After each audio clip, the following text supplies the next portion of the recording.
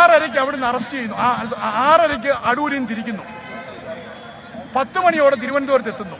ഇതിന്റെ 10:30 കോടതിയിൽ ഹാജരാക്കുന്നു.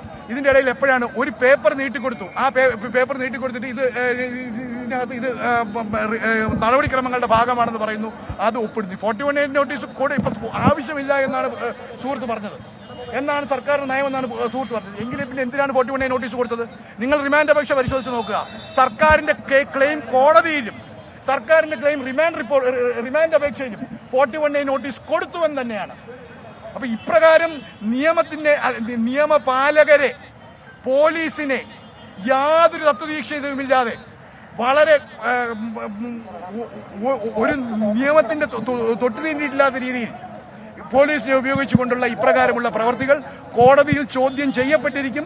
ഇതിന് ഇവർ ഉത്തരം പറയേണ്ടി തന്നെ വരും. ഉദ്യോഗസ്ഥരോട് പറയുകയാണ്, നിങ്ങൾ ആരുടെയെങ്കിലും വാക്ക് കേട്ട് ഇത്തരത്തിലുള്ള പ്രവർത്തികൾക്ക് നിങ്ങൾ തയ്യാറാകുകയാണെങ്കിൽ ഇതിന് നിങ്ങൾ നിയമത്തിന്റെ മുൻപിൽ ഉത്തരം പറയേണ്ടി വരും. ഉത്തരം പറയിപ്പിക്കും. അതിനകത്ത് ഒരു സംശയവും വേണ്ട. നാളെ ബെയിൽ കൊടുക്കുന്നു.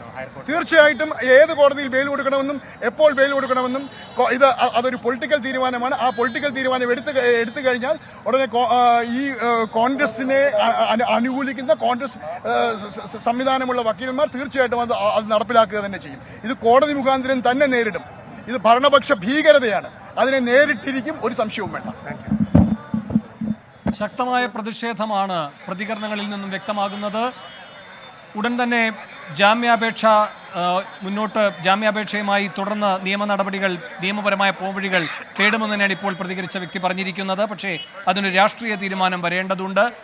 അതിനുശേഷം അടുത്ത നടപടികളിലേക്ക് കടക്കുമെന്ന് അദ്ദേഹം പറഞ്ഞിരിക്കുന്നു. അഖിൽ ഷാ അൻസാർ പൂജപ്പുര സെൻട്രൽ ജയിലിന് മുന്നിൽ നിന്ന് ചേരുന്നു. അഖിൽ ഷാ, എന്താണ് ഇപ്പോൾ അവിടെ നിന്ന് കാണാൻ കഴിയുന്ന കാര്യങ്ങൾ? എപ്പോഴേക്ക് രാഹുൽ മാങ്കൂട്ടത്തിലുമായി പോലീസ് വാഹനം എത്തുമെന്നാണ് കരുതുന്നത്?